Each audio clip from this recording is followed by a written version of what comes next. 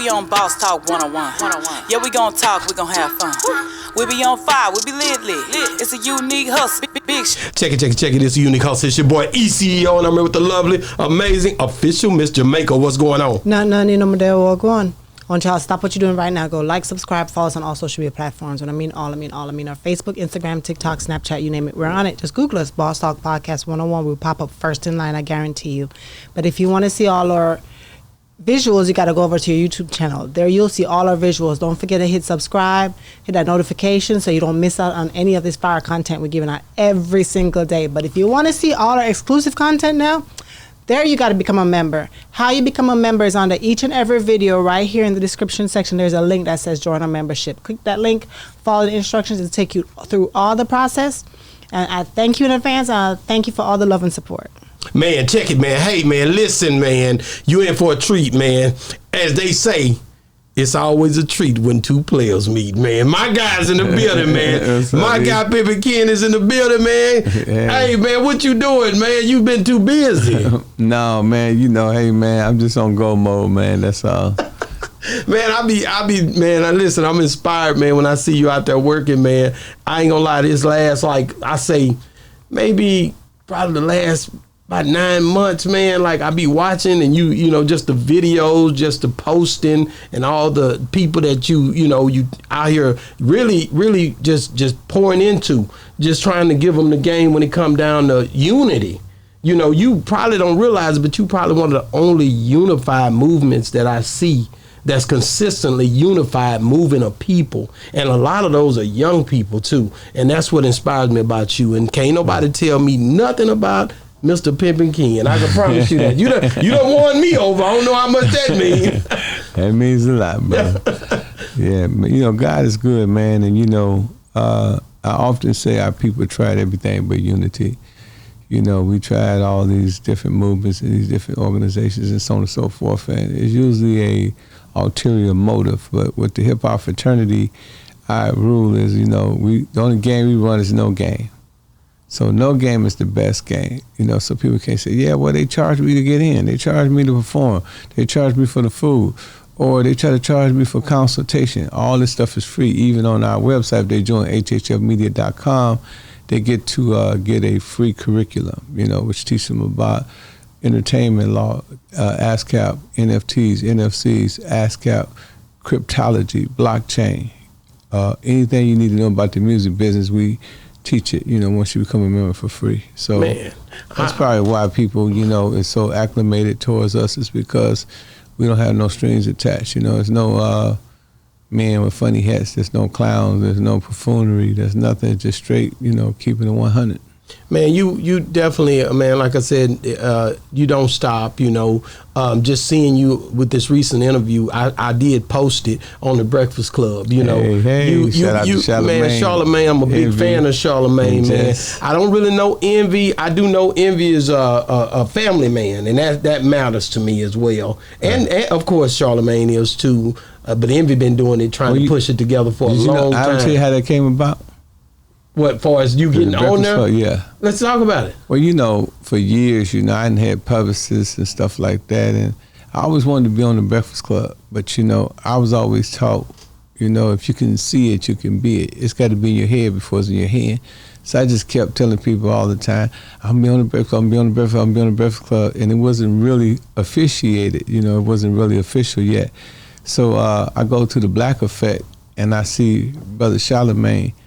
And he was like, what's up, man? I said, yeah, man, I've been on Drink Champs and everything. He said, well, man, we got to have you on the Breakfast Club.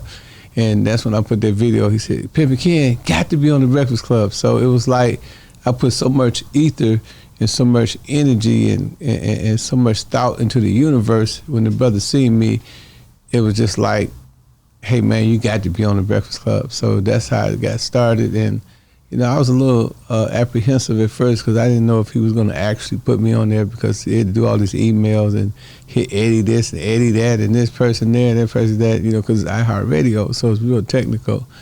I said, oh, man, this is going to be some crap. And finally, they gave me a date. They told me to be at the Breakfast Club, so I got there, and then they postponed it. And then we said, okay, the next day. Then they postponed it again. And they postponed it for 4 days. Said, can you stay in New York for 4 days? So we down in Manhattan, my room, $200 a night. So we had to extend it for 4 more nights. I had different people. We had more rooms than whatever. Then we, you know, I mean, it was just a whole, we had to do new flights and stuff for people that we flew in. It was crazy, man. But, you know, it finally happened.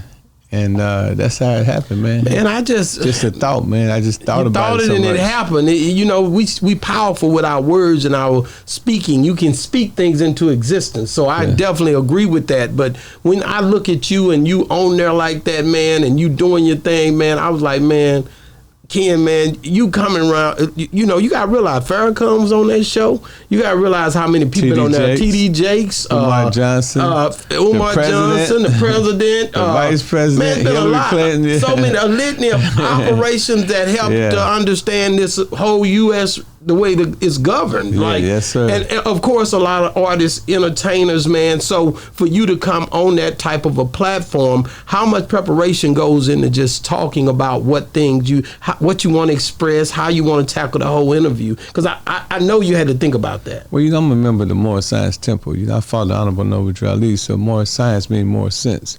So, you know, the Prophet Noble Drew Ali says, study to prove, show yourself approved. So we acclimate ourselves to the wisdom and the knowledge and understanding. So when somebody, you know, come at us, you know, we regurgitate what we digested, you know what I'm saying? So the teachers of the Honorable Noble really taught us to constantly digest information. So I constantly consume information. I'm constantly, you know, educating myself and elevating myself. So most of that stuff is like second nature to me, right? So it wasn't no preparation whatsoever. It's just me being the message that I bring. The Prophet Noble G said it's two things. One is truth, the other one is falsehood. And sometimes, man, it can be strangely mixed with the truth and the falsehood. So to give you an example, the truth don't change, don't pass away. When the truth was going for a swim one day and he was he put his clothes on the bank, falsehood came up on the scene. And falsehood put truth clothes on and fled the scene. When truth got out the water, a standby was there. Somebody that was just, you know, just standing there said, so what you gonna do now? He said, the truth don't change or pass away. It just got to be the naked truth. You know, so that's how I was taught, you know, and I've been in the moral science since '76. So a lot of times when people are watching TV or somebody listen to the radio or they're at the club, generally I'm somewhere studying. You know, because that's what we was taught. If you ask me what to study, Noble Drew Ali said, study yourself. And after you well study yourself, you ask me what to study next. He said, study yourself. So that's one of the things that helped me get along the way. I'm just constantly studying, reading books like Chancellor Williams, by Chancellor and the Destruction of Black Civilization, The Stolen Legacy by George G.M. James, The Broader Files. I mean, just, man, so many books. Francis Cress Wilson, you know, Dr. Naeem Akbar. So I constantly just keep that information in my head. And, you know, I study megatrends. So, you know, when somebody asks me a question, I probably had that conversation already. It's just I study so much. Whatever conversation, you know, you ask me, I'm like a buffet of knowledge. Wow. I just, like I said, you when I see, you know, the moves that's being made, you know, I see you go, not only do you go on a Breakfast Club, you go on Matt Hoffa's show as well. Yes, sir. I think you had your guy Ugly Money with you. Yep. You had also James. You had James. That's the CEO. Yeah, the one over Mike AJ Fresh. Chef.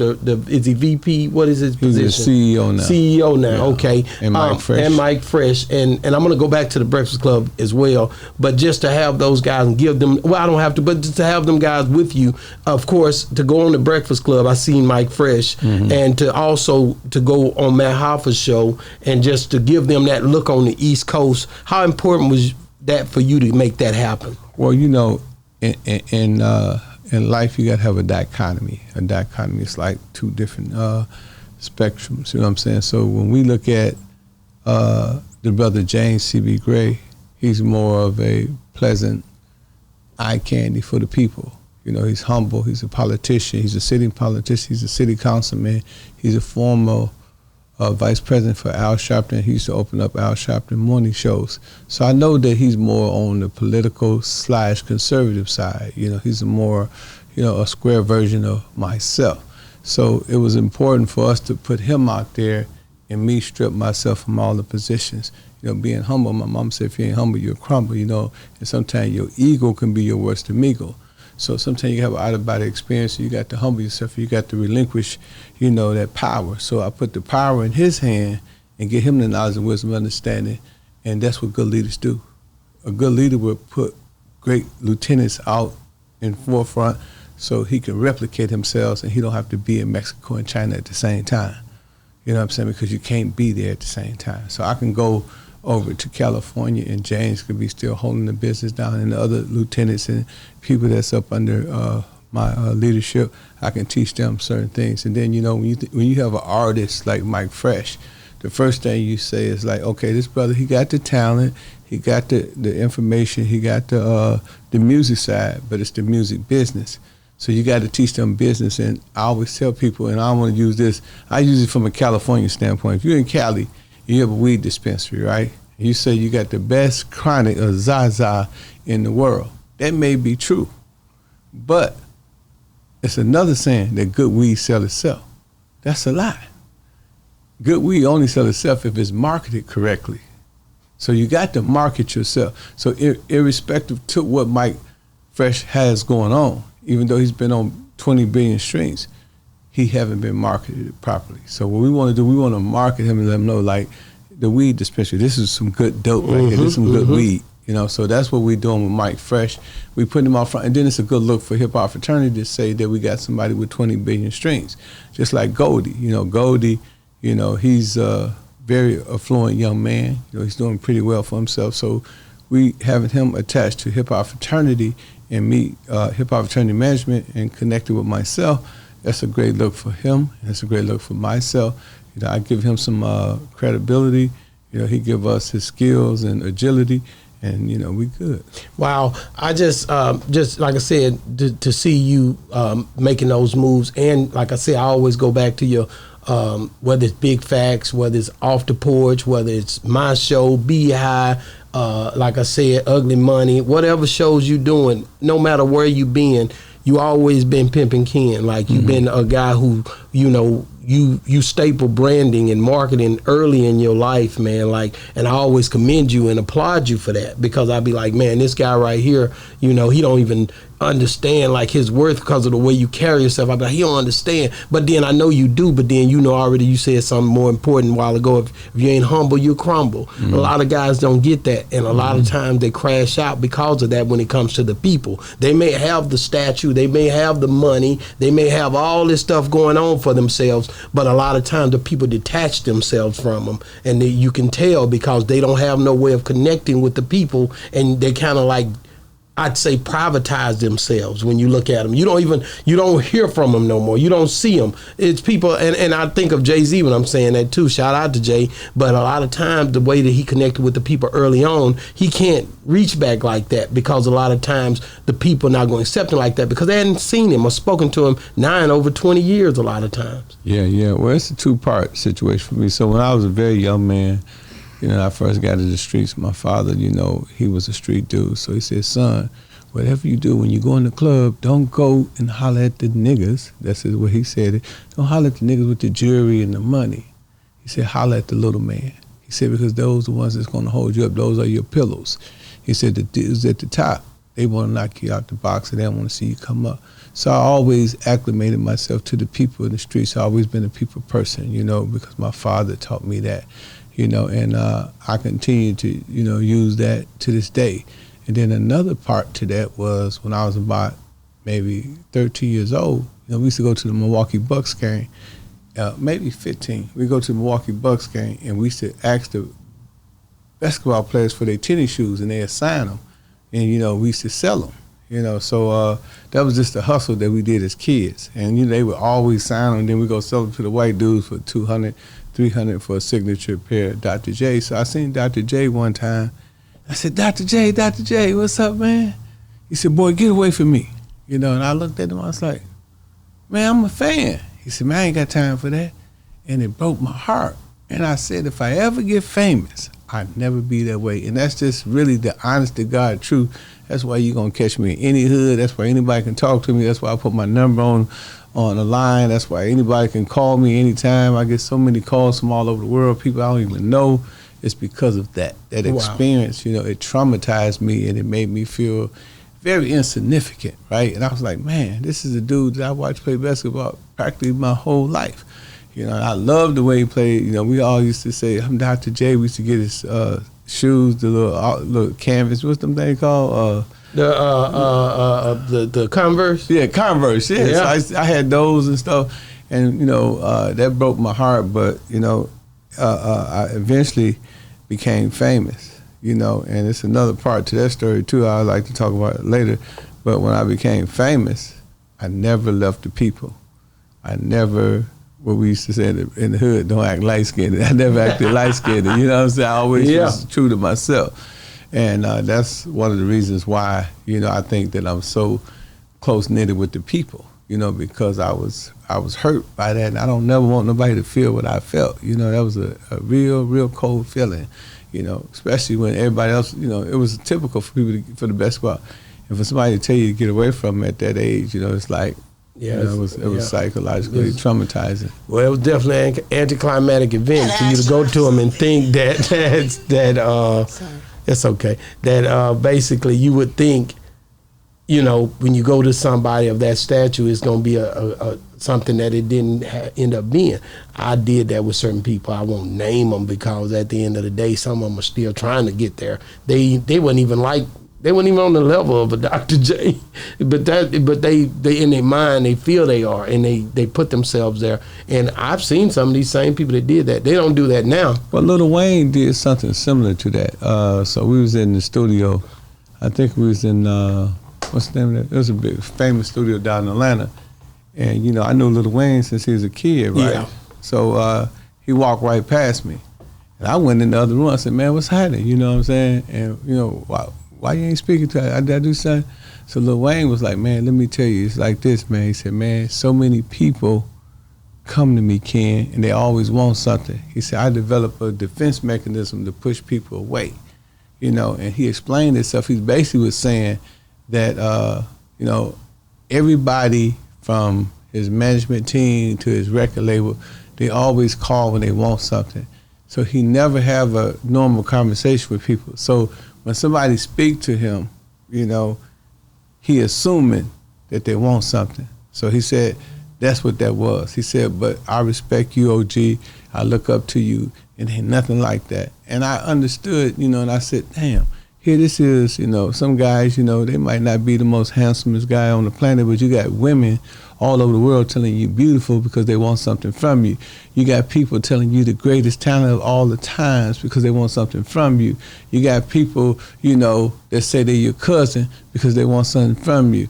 You got family members who, you know, threaten you to blackmail you because they want something from you. You develop a defense mechanism and you push people away. So, you know, I can understand it from Lil Wayne's perspective, but I don't know if that's the case that was going on with Dr. J. But whatever the scenario was, you know, it still was traumatizing to me, and it made me become the person that I am today, you know, which is a humble, you know, respectable gentleman. You know, like I said on the Breakfast Club, I said Charlamagne and DJ, you know, because they said it. They said, man, we don't never, DJ Envy. They said, we'll never hear nothing bad about you. You know, I said, that's why I said on there, I said, y'all never hear nobody say nothing bad about me.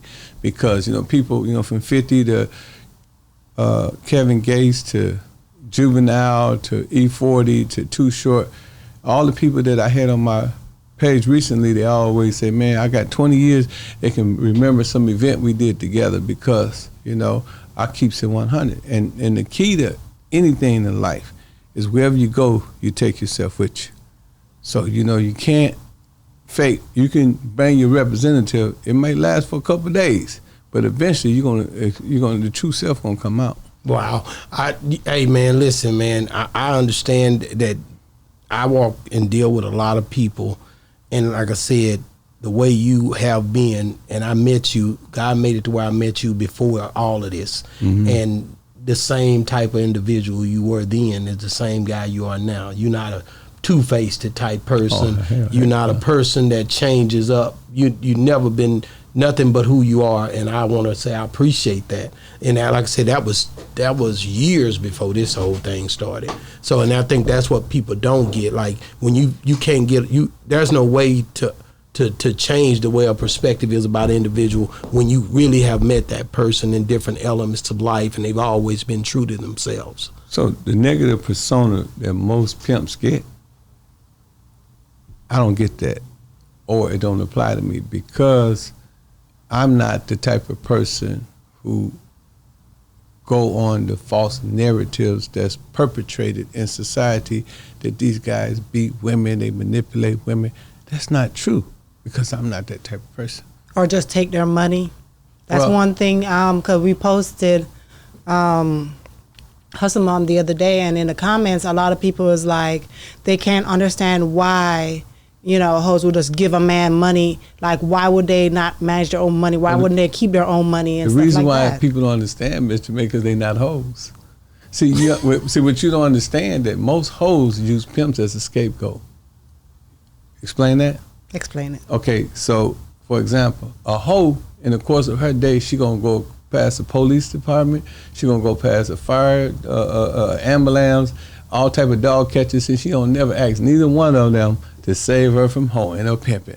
You see what I'm saying? So, and then every time a hoe leaves a pimp, what does she do? She go choose up on another pimp. Right. So is he taking her money or she giving her money away? To choose another pimp, you got to come with a choosing fee. And people don't talk about that aspect, just like drug dealers. They got a culture. Pimping got a culture. Women that's in this game, they don't care about the money. They love the culture. They love putting on them Daisy Dukes and them bikinis and walking out there naked on the track. They love going to the strip club, showing their naked body because they love the attention. And then some of them, like I said, when you go back to the nitty gritty, even with myself, some of it come from post-traumatic stress disorder. I talk about this all the time because I think it helps a lot of men. Yeah, because people say that they're brainwashed, that y'all brainwashed them. That's not true. I'm just repeating what I see people saying. No, that's not true, because if you look at the culture, how these women jump from men to men to men to men, and they pay different pimps. Mm-hmm. That would be impossible for every man to have the capability or the mental stamina to brainwash this woman over and over again. At some point, it becomes a part of her lifestyle. Like Miss Hustle Mom, prime example. She ain't got no pimp. I'm a proud hoe. I'm a big old hoe. She's still talking about that years after she removed from the game. You hear a lot of other women saying the same thing. They say that because she was brainwashed when she was younger, when she first got into the game, and she was broken in that lifestyle. Because then if you're young and impressionable and you're taught a certain lifestyle, that's all that you know and that's all that you're used to. No, most women, they may be introduced to the game, but it ain't no brainwash thing. It's by choice, not by force. So a woman can leave anytime she get ready. Any pimp or any player that's in this game, they'll say, any hoe will tell you, anytime they get ready to leave, that door is open. The door's opportunity is always open.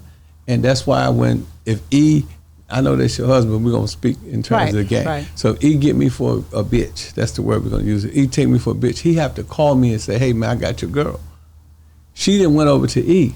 She did that by choice, not by force. But let me ask you a question. Again, I'm going to always say, because men always say women are the weaker vessel. Women are very impressionable. I don't say that. But when I say meaning how many times have I said on your show, on this show here, that women are smarter than men? I said men. No, okay. I always say women are smarter than men. I said because the first test man ever had, and it's called the fall of man, the book of Genesis, is to deal with a woman. And he said, the woman that you gave me deceived me.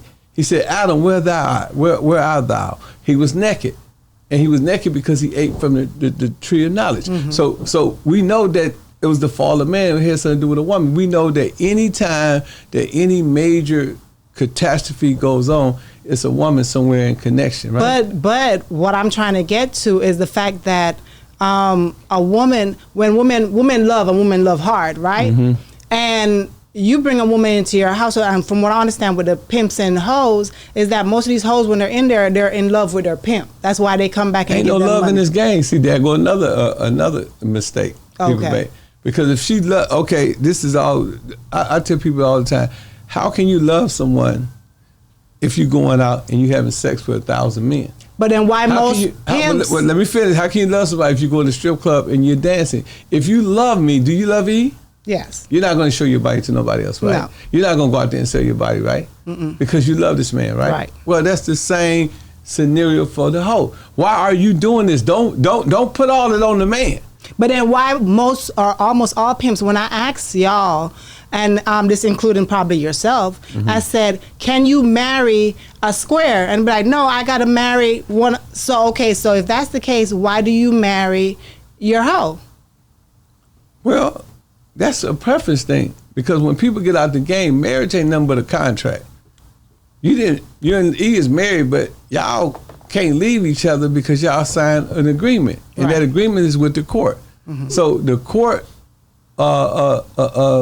makes it where he own you and you own him. So you know what I'm saying? So y'all cannot leave each other. You know what I'm saying? Because y'all own each other. You know what I'm saying? And that's the difference is the marriage, but the contract don't mean that there's love involved. People get married for business. People get married for love. People get married for different things. But that's not marriage is just it's like you own him, right? Yes. What? Yes. Hold on. Let me finish. Okay, right? E, do you got a driver's license? Yeah. Okay. Do you got a car? Yeah, a few of them. You own the deed, right? Yes.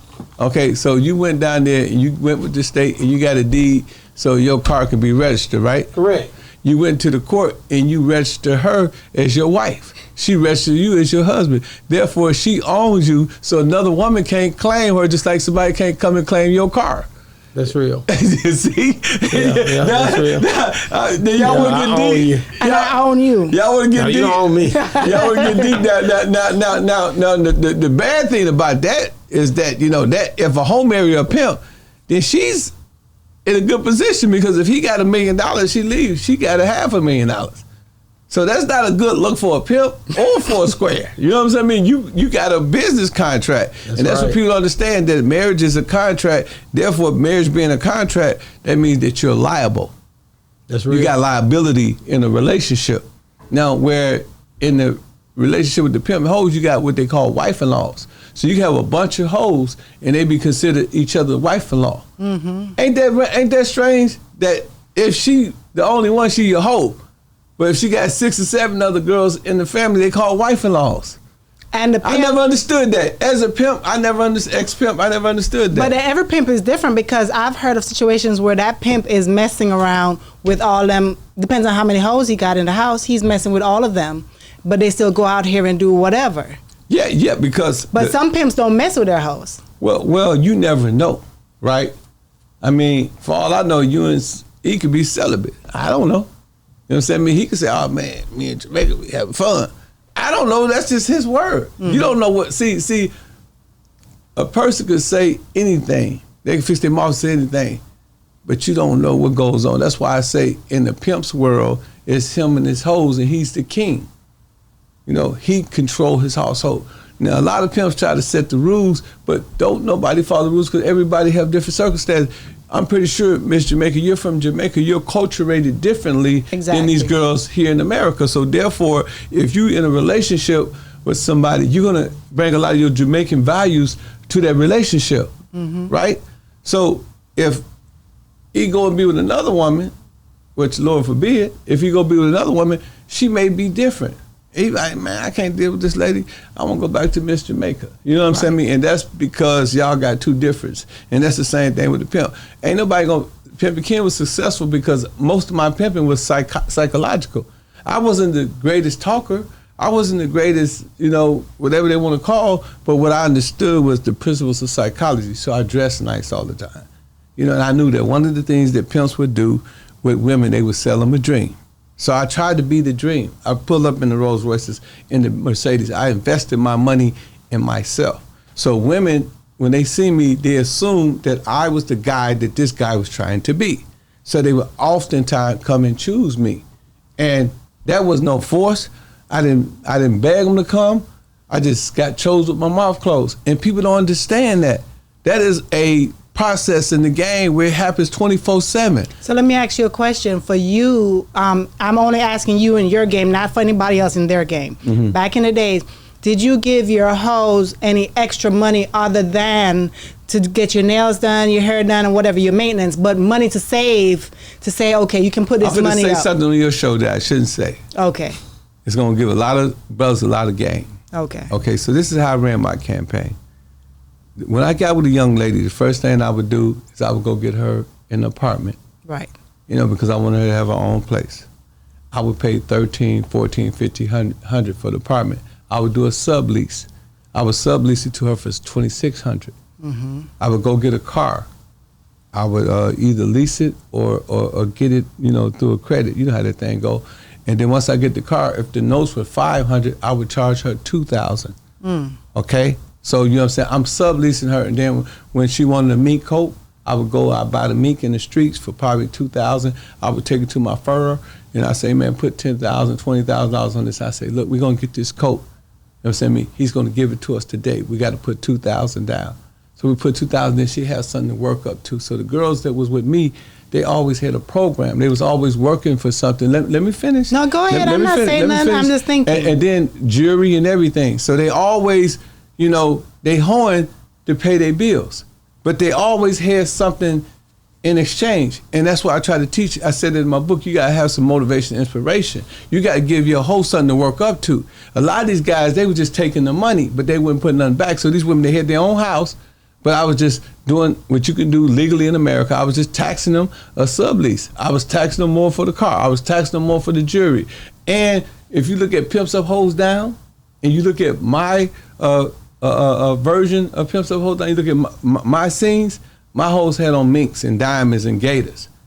They was the only ones that had on minks and gators and diamonds because I didn't believe in taking all the money. And my son to tell you, you know, his mama is in the game.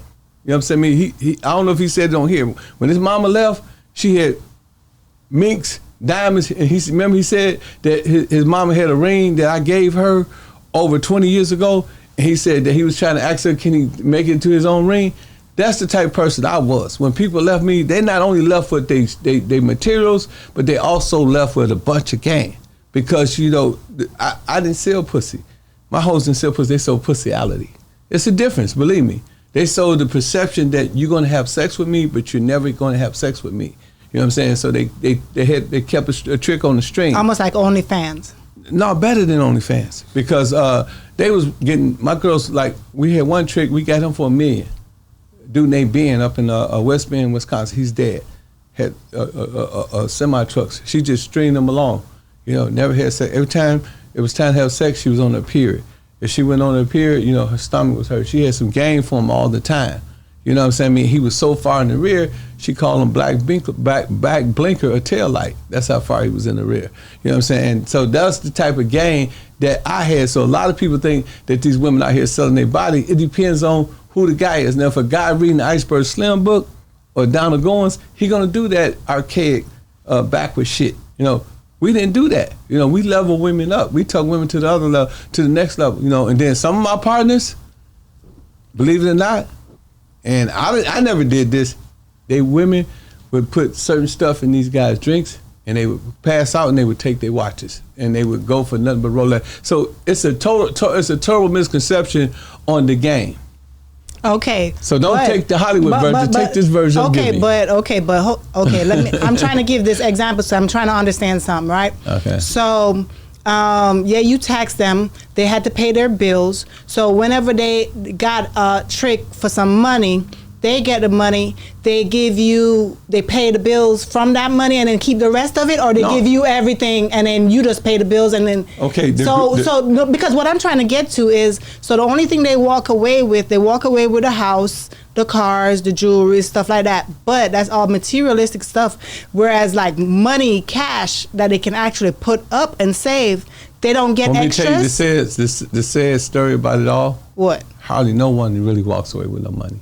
That's what I'm trying to figure out. The man or the woman, because it's actually a fast life. It's just like the drug game. How many people you know that sell drugs, everybody see them, they're on 28, you say, oh, he balling. I know he got money. Girl, he fine, girl, he got all the money. He go to jail, can't pay bail, can't pay lawyer fee. You know, it's all a fast life.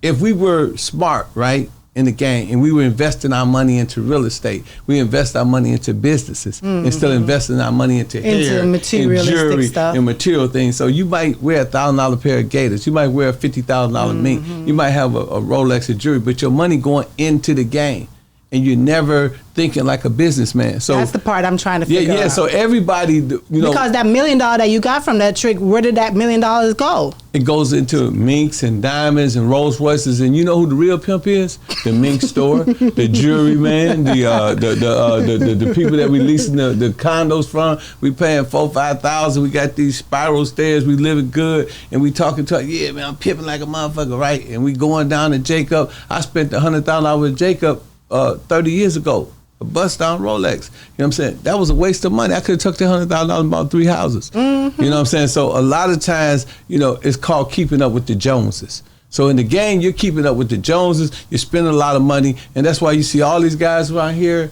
You know, Harry Hines booming like a mug, right? But you don't see nobody really having no money. And then the only ones that get a real big break is the one of them girls who catch a trick slipping and they steal $200,000-$300,000 from him, and then he can get a quick boost in the game. But if you look at it, it's always like backpower. Then the women don't stay long. The average stay for a woman in the game is probably 2 months. Yeah. Now, my women stay for years because I'm not like everybody else. I don't put my women in a situation where they were just on the track, unless I was trying to get bust some moves.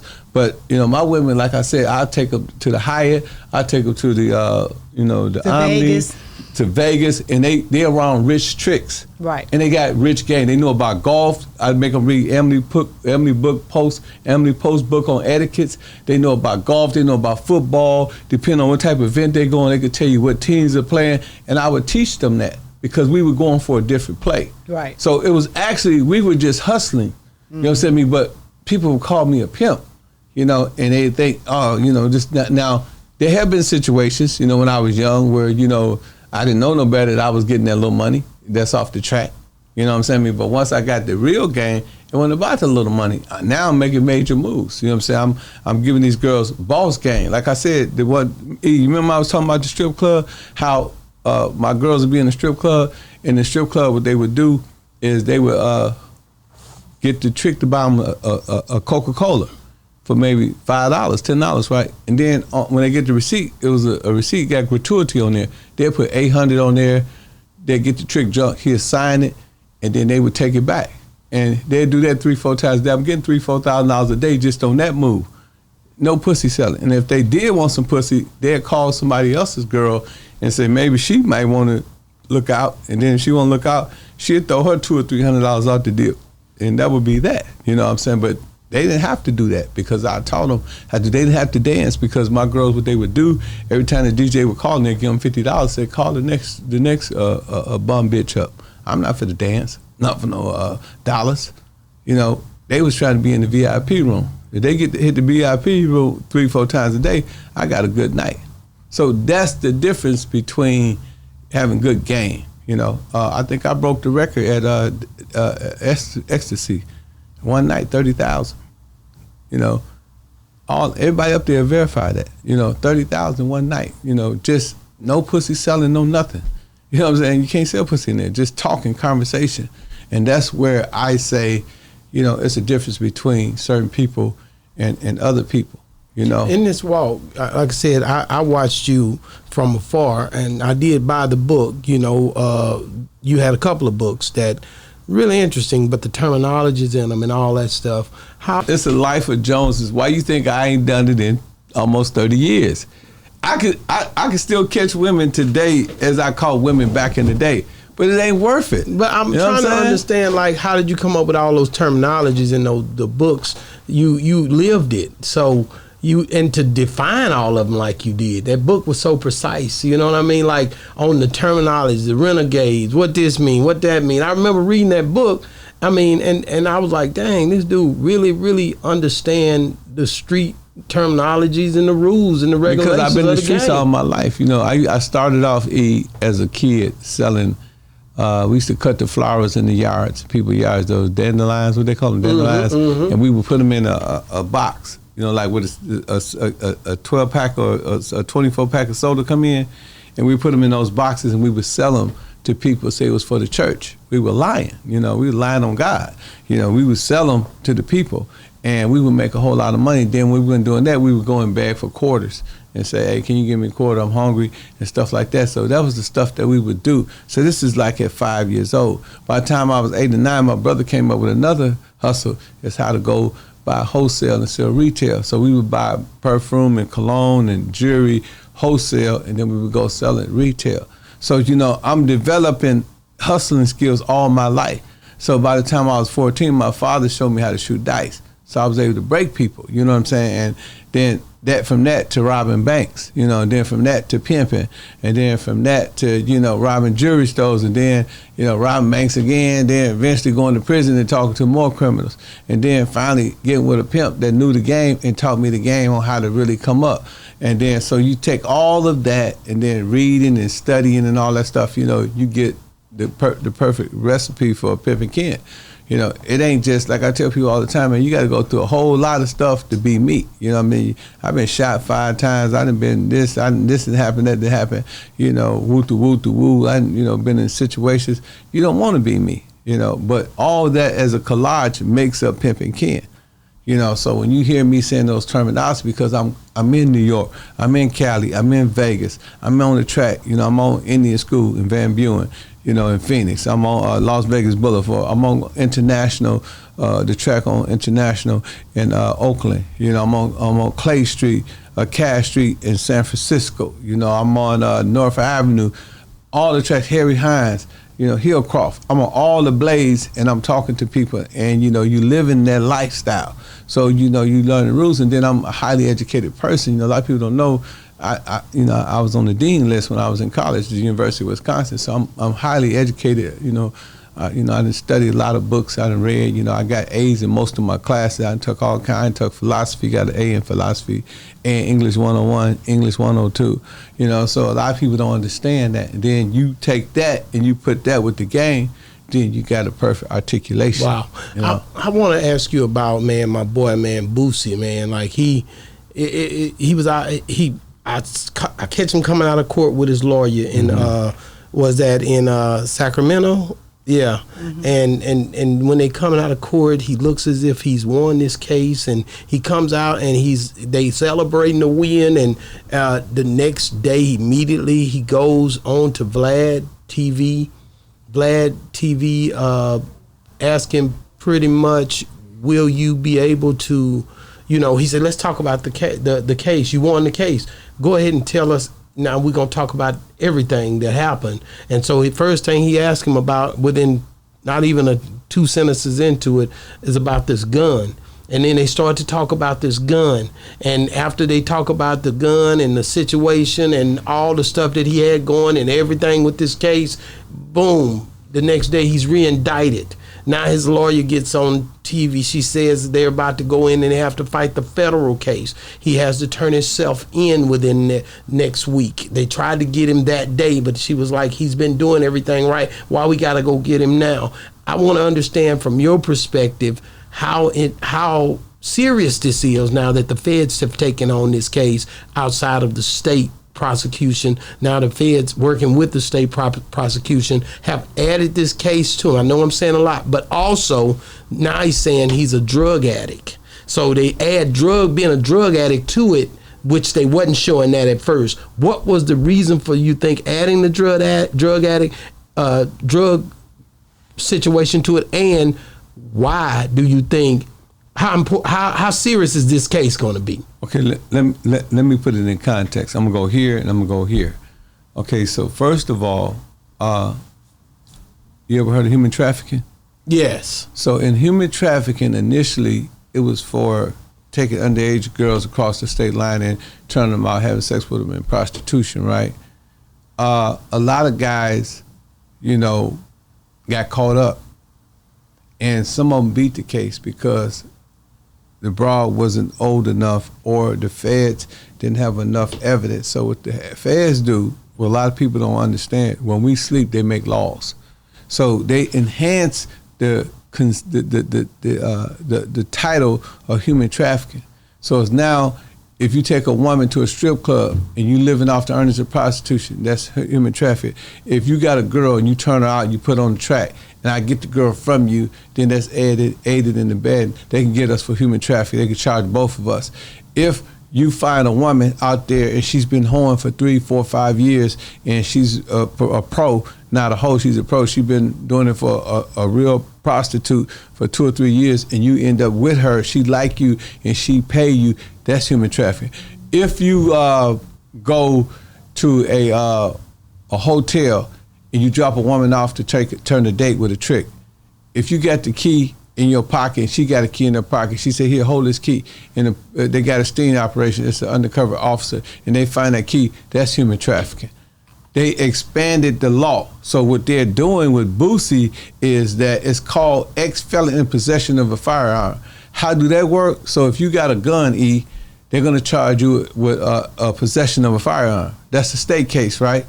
So after the state case do what they do, if you beat the case or they give you a year or 2, then the feds got a separate case. It's called ex-felon in possession of a firearm. It's a whole different case, right? So what you see is they charging Boosie initially with ex-felon in possession of a firearm. But because of law, and the appellate court took another guy and said that he's going to get off because his argument was that, hey, I'm an ex-felon, but I never had a violent crime. So therefore, I didn't violate the statute. So the judge ruled in his favor. Boosie lawyer used that same ruling to get Boosie off the case. Now, with that's called precedent.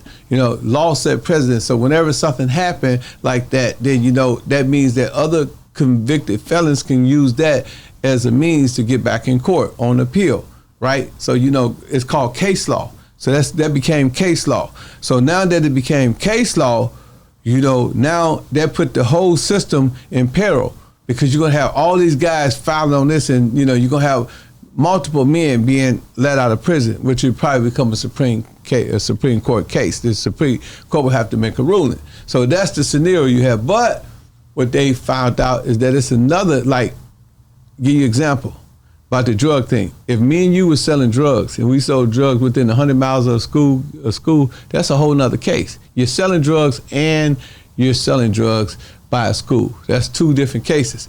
Well, if a person is an addict, or you're a known drug addict, and you'll say your urine is dirty within a 30-day period, then that means that, and you was in the possession of a firearm, that means you're an addict in possession of a firearm.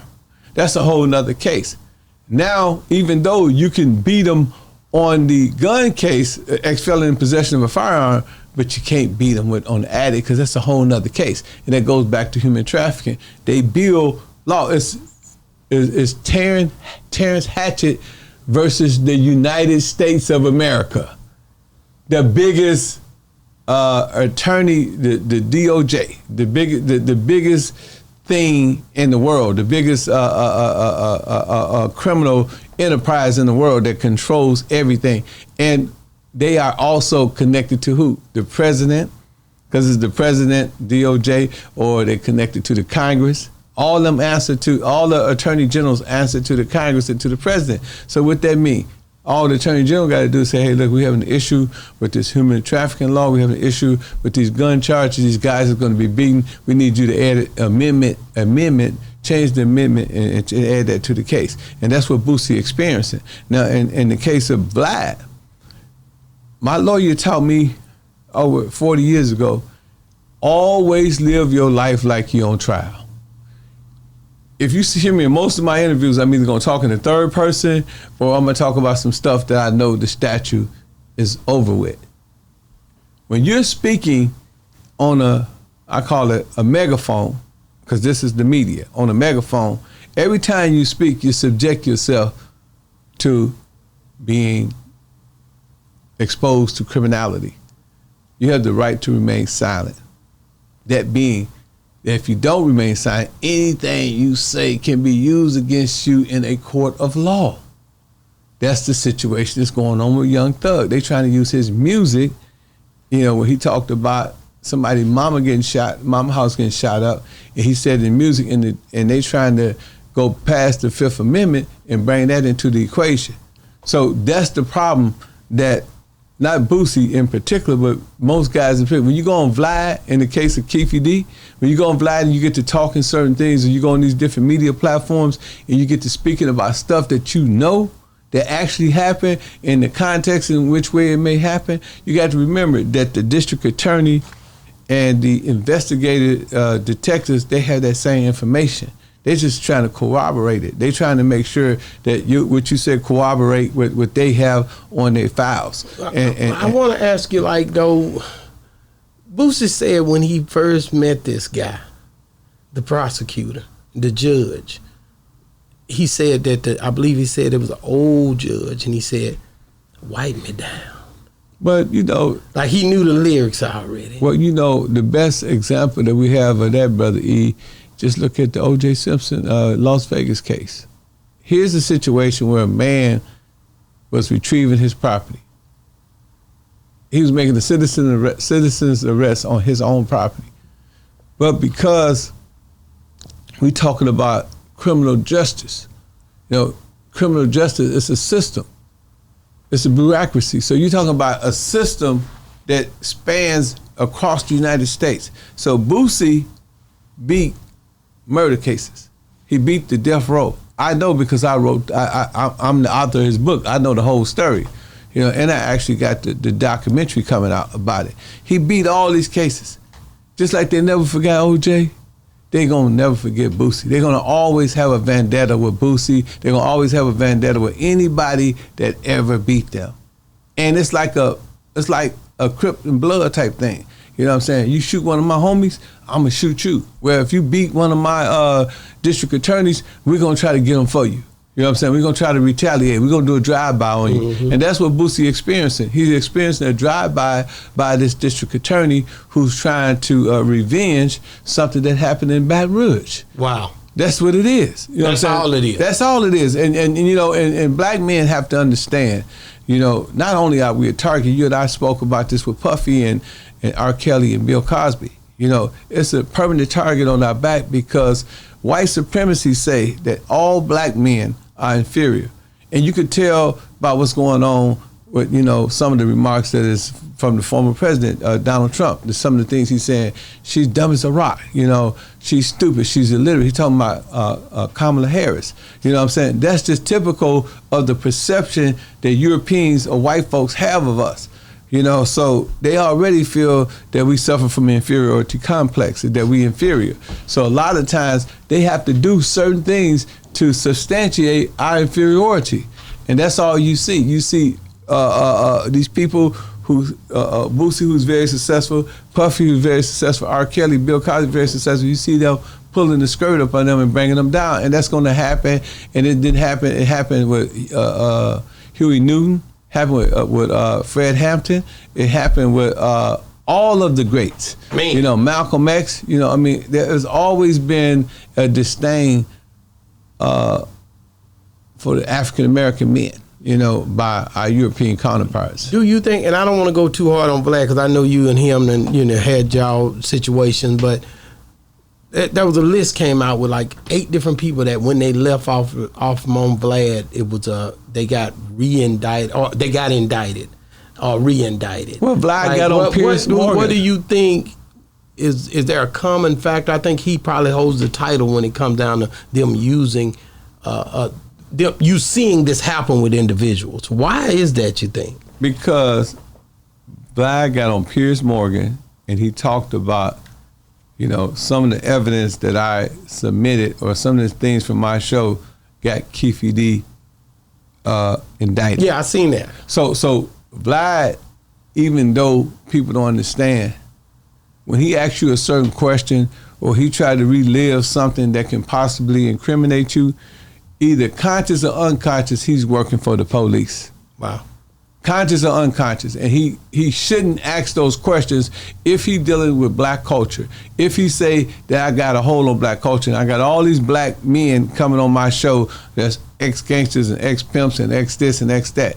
If all that has any validity, then he should know as a person that deals with black culture, that you don't want to bring those things up because this gonna incriminate these individuals, or he should understand, because I hear him speak and quote law all the time. I hear him breaking down cases. He should understand that anything you say will be used against you in a court of law. Can and will. And if it can and will be used. So if Boosie is his man, if Keefe D is his man, if all the other 8 people that got incarcerated is his man, why would you subject them to stuff that you know that could be used against them in a court of law? Unless you're either working with the laws or you just plumb ignorant. I interviewed a few people. One that was running from the police, and I knew that there was a chance that he could have been, he was running from a murder charge. And I held back on certain information on that interview because I know it would have, it could affect him in trial. I also did another person, I won't name them, but they're going through it right now, federal cases that I trashed the whole interview because of the fact of I knew that they were going through that case, and I told them right after that, I won't put that out because at the end of the day, I sat here with you for an hour and something, and because I know your situation, for you to say that, I can't even cut out because you kept talking about it because you're so caught up with it mentally. I can't put that out. Do you think there's people like me out there that's really looking at people and saying, man, I'm not going to do this for the benefit of me and my show, but I'm going to understand that I could hurt that person's case, and I'm going to pull that information It takes back. one to know one. You've been to the penitentiary. Yeah, I've been through some stuff. You've been through the game, so you know what this person is saying. You know, like, man, is you really saying that? Yeah. And I did that on my show as well. You know what I'm saying? Guys like, yeah, I got this, I got that, man, the bitch. I was like, oh no. I said the feds would never confiscate these tapes. Exactly. And I think that no, it's not many E's out there. A lot of people, man, they want the clickbait, they want the fame, they want the money, and that's more important to them than integrity. And I think that you're a very integral individual. You have a lot of integrity.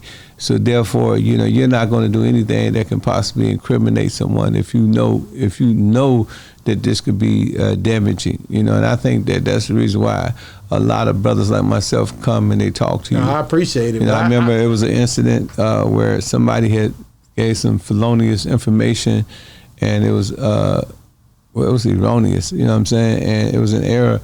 And you called me and you asked me, say, man, what's going on? And you put me and that person on the phone. Yeah, for sure. And you said, well, hey, man, if this is not what it is, then I'm for to trash that part of the interview. For sure.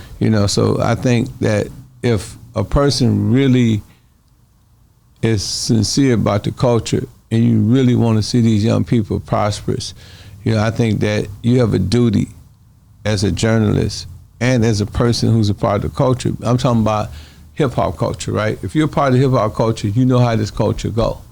And you know that most of us are either ex-convicts or still criminals, and you have an integrity for the sake of your own platform to make sure that you protect those individuals who can't legitimately or intelligently protect themselves. That's so true, man. I just really like I look at some of the people that podcasting is a great thing, man, because we do have an opportunity to cultivate and pretty much to operate within the black media and be able to understand, orchestrate a way to where people can look at us and either lift us up or tear us down. You know what I mean? Mm-hmm. So I look at it from a place where I'm trying to figure out a way to be pinnacle in the situation, just like yourself, to try to figure out a way to where people want to hear what's really going down or what's really happening and believe in it. Go look at Pimpin' Ken's show. Go look at Boss Talk. Go look at Beehive. Go look at some of these, my boy 85 South and them. You know what I'm saying? Ugly Money. Ugly Money. Go look at Real Life or somebody that basically, even Say Cheese. I'm trying to figure out a way from my point. I don't know. I've never been on neither one of those guys' set that I just said. I think I looked at Beehive, but I've never set in on nothing that he done. But I can say, out of all these places, I'm trying to figure out a way how to be pinnacle when it come down to moving our people in the right direction. I think that's important. Even though it's probably some people look at you like, man, you crazy. It ain't gonna help. It does. It can. And I think it will. You know? I mean, one leads by example. You have to walk that walk and talk that talk. You speak with two tongues, the one in your mouth and the one in your shoe. So, as long as you are an example, and you do what you feel is morally right, I think that you're going to be okay. You can't speak for everyone. Everyone don't have the skill set or the mindset of a Pimpin' Kid or E. So therefore, they're going to make a lot of mistakes. A lot of times it's an old saying. I think Goldie said this on one of the shows. He said, a smart man learn from his mistakes, but a smart man learn from others' mistakes. We have to be students of the game, and we got to look at, what are the shortcomings of E or Vlad or any of the other podcasts out there, and we take that and we learn from that. I don't want to be like Vlad. I don't want to send Keefy D to jail. I don't want to ask Boosie about a gun case. I've never asked him that question. A day after he get out of jail, then a day later, he's reincarcerated. He's reindicted. So that go to show you that, we can learn from even a damn fool. You know what I'm saying? And, like I said, Vlad don't care about our culture like that. He don't, you could tell. You know what I'm saying? The way he moved. And then, he pays people, right? Yeah. He pays people to try to take people like you and me out of business. Yeah, for what I'm saying? For sure. Why would you give somebody a substantial amount of money and knowing that when somebody like us called him, he gonna be like, man, I got to get paid. Yeah.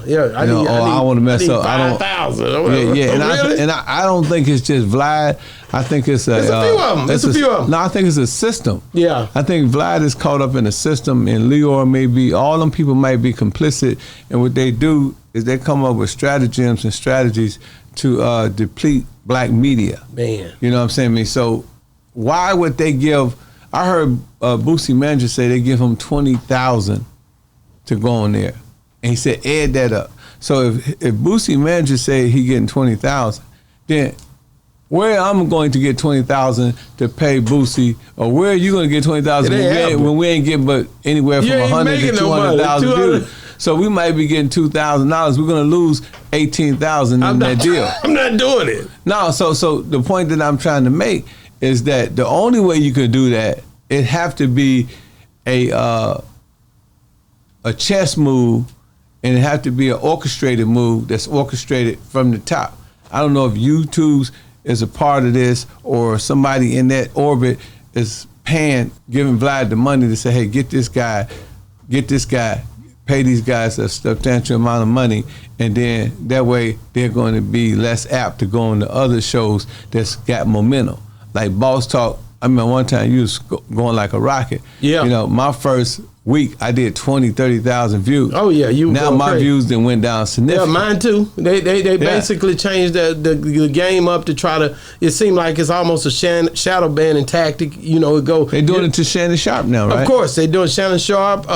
It's a bunch of them. They hit this brick wall when it comes down to views, and they hit this brick wall when it comes down to exposure. They make the reach to where they can't reach. I talk to a lot of people and I tell them just keep going.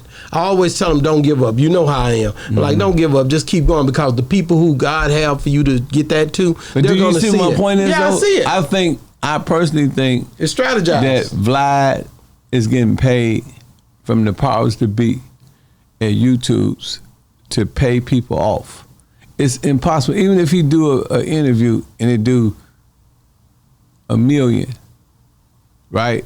And he do 3 of them that do 1 million. The numbers don't make no sense. It don't make no sense because it's a return occurrence. It's steady going there. And I may be wrong. I'm allegedly saying this. Allegedly. So, allegedly. I don't have any proof that Vlad is getting paid or whatever, or he's getting money from YouTube. But you say the numbers don't make sense. If it do make sense, it still is a ploy in the plot to make it difficult for the little men. It's something similar what the record labels do. Yeah. And that's what we have to become cognizant and aware of.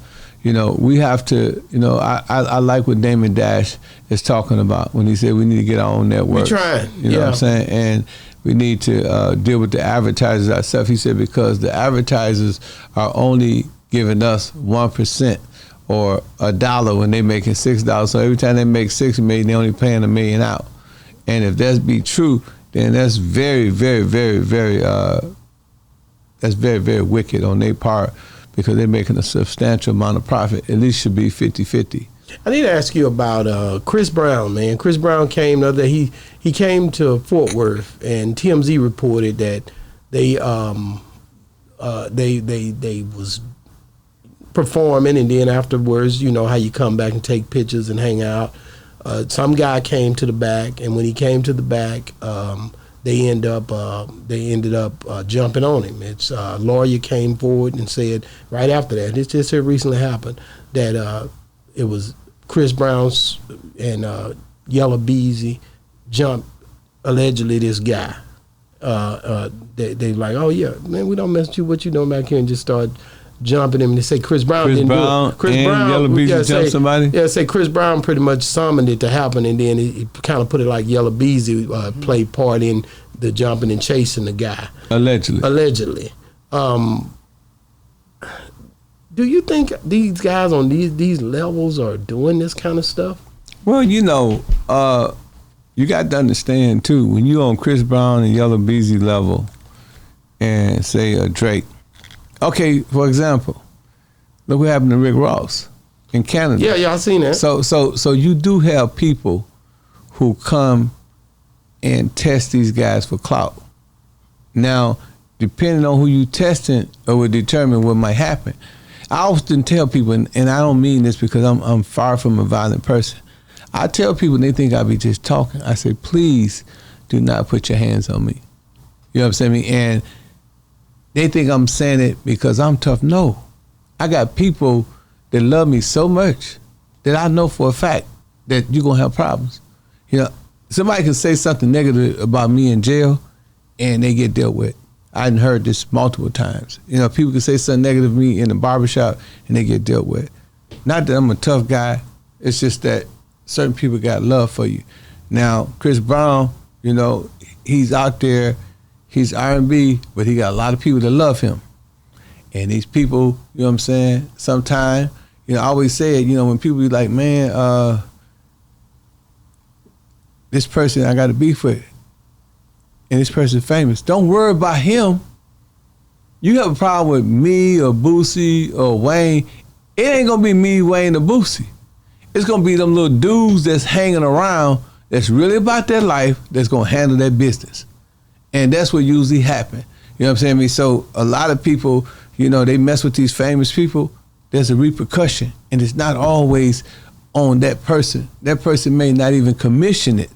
It might just be because, you know, people trying to get clout, people trying to get a song. I told you, you know, that may the brother rest in peace. You know what I'm saying? I mean, the guy that I believe that bust the move with me, with the, you know, what I tell you, the celebrity dude, he was trying to get a feature with that celebrity, you know, and you know, I got the guy. I'm gonna talk about it more on my show, but nevertheless, you know what I'm saying, they were gonna do whatever they had to do to me at that time to prove that they got this dude back, and I think they might have wanted to show us something.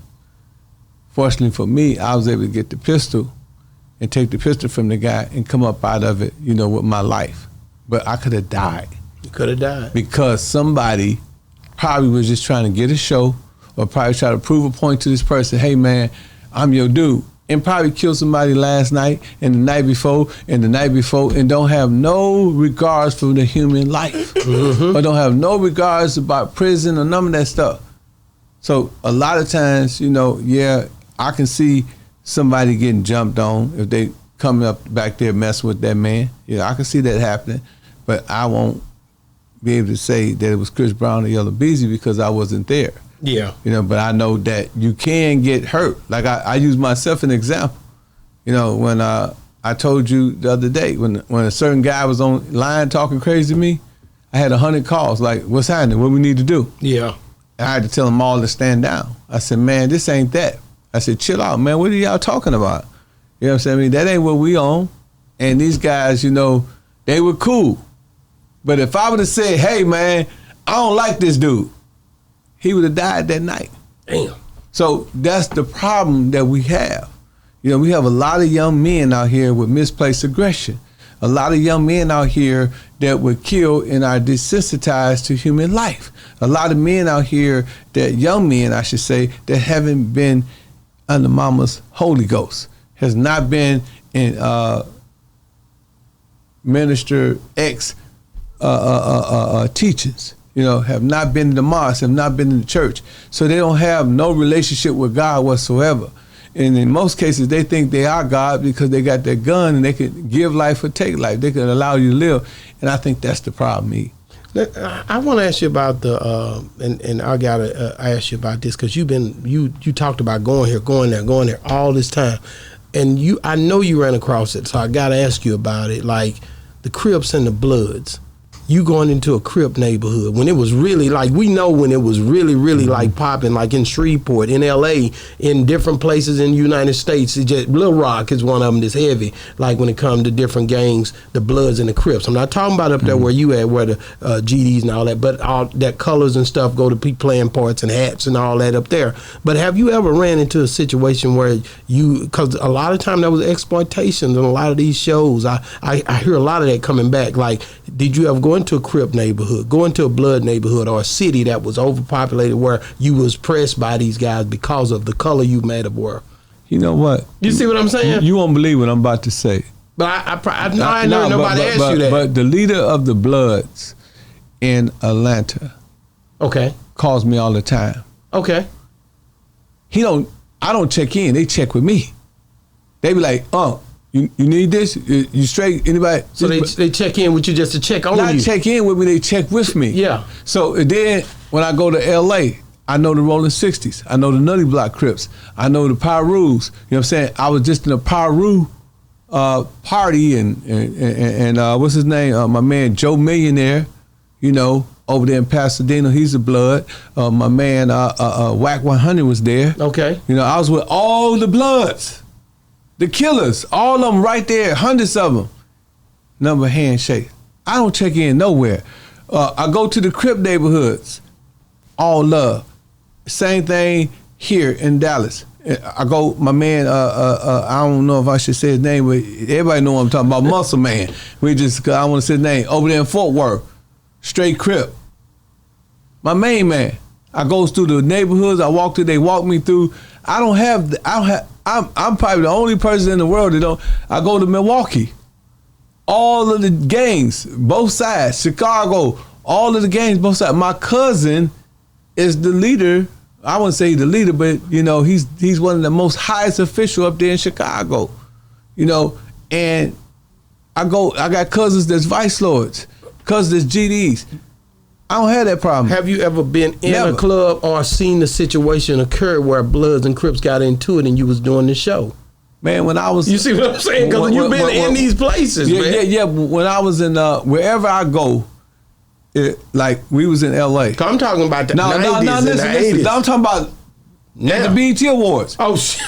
And Goldie will verify this, and Sharp, all of them was there with us. All of the dudes, the project, the ones that's with Kendrick Lamar. Yeah. Top Dog. Or no, they call themselves Project Boys. Okay. Project Bloods. So they came up to me. They said, "Yo, what's up, OG?" Hug. We took a picture. They said, "We finna rob some niggas. Get the fuck up out of here." You understand what I'm saying? I'm like, they was like, man, it's about to go down. You need to move. I don't know if they said rob, but I know they was it was some drumming. And it was about 20 or 30 of them. And they told me to leave. You know what I'm saying? When I was in jail, me and my brother, the vice lords and the GDs get to fight. They say, "Hey, Ivy boys, y'all go in y'all cell." God look over me, E. I promise you, man, I can't make this stuff up. Wow. You know what I'm saying? My cellie in the feds was shotgun, a rolling 60 Crip. He protected me like I was Farrakhan. I mean, he was just down. He even joined the Moore Science Temple, which is my organization. Wow, that's great. Because I was the Grand Sheik up in there. He joined it, and man, the other tall Crips and all them. So I don't know, man. I'm just, God bless me with a spirit, man. I don't know what it is, man. Where killers and gangsters love me, man. You know what I'm saying? I don't know what it is. I go all in Big T's by myself. I go to Oak Cliff by myself. I go to Fort Worth, Funktown. I go by myself. I go directly in the hoods with no security. The only security I got is my Social Security card. Come on now. Now That's a blessing. Now, will somebody get me? I believe that if a young dude, he don't know me, and the OGs ain't told him, or the dudes that know me told him, hey man, you know, that's Ken, man, he good, that's OG, I think they probably would try me. You know what I mean? It depends on who know you, but most people, they know me and they OGs. Like I was just in Mississippi. I was at one of my partners, he's a GD, big time GD down there in Mississippi. It was just yesterday. It was about 300 GDs. It's probably online now. They was all at the party, you know, and my nephew, Gino, you know, the Goon Committee, he down with all that shit. They down with all that shit. We all in there, all straight G's. Nothing but love. We took pictures and they took videos, you know, and said shout out to my cousin, because my cousin, you know, he down with that, you know, and they all, and I didn't have not one problem. And all of them bought, listen to this, practically all of them bought a USB from me, my new movie. Oh, really? I swear to God. All of them. So that's the only way I can ask the question. I ain't never had to check in, you know, all the celebrities show me love, you know, whenever I'm around 50, I was just with Snoop. You seen that in Cali. I seen that. You and know Snoop were He's kicking it. I was like, dang, I should have been there. He's a Crip. I know. You know what I'm saying? Long Beach. A bunch of Crips in there. Man, you see that? Man, I'm a boss, man. They show me love. You know what I'm saying? That's the only thing I can say now. Like I said, I don't want to jinx myself. I ain't saying want nobody to get me. You know what I'm saying? But my experience in every hood, you know, no matter where you go, I pull up, me and my son, we pull up on the track in Oakland. Plenty of guns. Just pull up there. All them dudes, they just stopped what they was doing, started taking pictures with me and my son. Nothing but love. Wow. And they didn't even know I was coming. We just got out the car and just started hanging out with the dudes. Dang. I gotta ask you a question. In all the years you've been doing what you're doing, I know you're the person that be out in the streets, right? Mm-hmm. Have you ever been racially profiled by a police officer? Of course, I got beat up by police. I'm a victim of police brutality. When I was 14, my brother pushed somebody off the L trains in Oak Park, and the police, they stomped us for hours. You know what I'm saying? For hours? Hours. Call us niggas. I was only 14. Then they made me go to adult jail. The worst jail you go to, Cook County. You got broken bones or anything from it? No, they was just stomping on it. I don't know. I was so young. I was 14, but I know I was just screaming for my mom. I was like, "Mama, my mama." They was like, "Pow, pow, pow, pow," and because it was a white dude, you know, and that was doing. I guess you would say that was 30s, about what 14, 50, yeah, 50, about 50, 44 years ago. And in your adult life, you haven't been? Yeah, I had people racial profile me multiple times. You know what I mean? I had police pull me over because I was black. When I lived in, I bought a mansion. I said baby mansion. I won't call it a mansion because I hadn't been in a bigger house than that. But it was a baby mansion in Milwaukee. Mm-hmm. It was in Menominee Falls. So when I used to come down this one strip to get to Milwaukee, they would pull me over. They would tow my Escalade. I had a SL55 convertible Benz. They would take the little keypad, because back then they had a keypad. They'd take the keypad, they'd take my phone and keep it in evidence for 2 or 3 months. You know, I just went through a lot of that. That's one of the reasons. People say, why did you leave Milwaukee? Menominee Falls. You know, I stayed there for 8 years. As soon as my kids graduated and went to college, I was out of there. Mm-hmm. One of my daughters didn't graduate, so I just, you know, took her to Miami, and I took her to Atlanta. She graduated. I think she graduated from, what's it? Yeah. So the reason why I was asking you that is everybody's seen the Sonia Massey incident. What were your views on that when you saw the video? Oh my God, man, that was, man. You know, I don't know if I can go to jail for saying that, but if I could have got it, if I would have been behind his ass, he would have been dead. You know, and I'm risking the chance of going to jail to say I would lit his ass up like a Christmas tree, smoked him like good weed. You know what I'm saying? I mean, if I would have seen that, because that was man, that was crazy. I'm looking at the woman got the thing. She said, "I rebuke you in the name of Jesus." Right. Then she go down. While she's going down, he shoot her up under her left eye. You know what I'm saying? I mean, and the man didn't have no remorse. He didn't have. I mean, it was like, don't get no kid. Yeah. I mean, did they lock him up? Yeah, they finally went and got it. But he didn't even have his body cam on. He done turned off. He had his turned off. They got the other guys. But the other guy had his on. That's why whenever police put me over, I put my hands on the steering wheel. You know, I talk to them real manable because these folks literally have the power of life and death. And all black men that's watching this, you know, I tell this to my son, man, you cannot argue with the police. They can give you a charge.